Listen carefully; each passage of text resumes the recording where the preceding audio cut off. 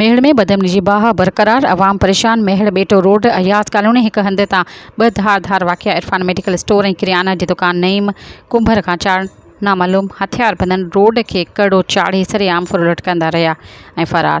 Police ग़ाइब मुतासिरीन अवामी news सां ॻाल्हियूं कंदे चयो त 4 माण्हू हुया हथियारनि सां हुया जेके अंदरि दुकान में दाख़िल करे असांजा रोक रक़म ऐं जेको आहे सो मोबाइलियूं ऐं असांजा नुक़सानु कयो अथनि। खाना वाना थोरी पहुती आहे। तक़रीबन वारदात में कलाक थी चुको आहे।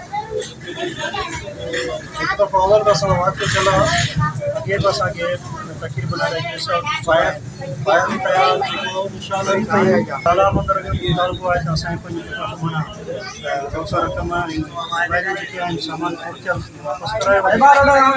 असां अमन कोने को बाक़ी जेको आहे इंडियन नुमाइंदे खे अपील था कयूं त असांखे जेको कयो वञे।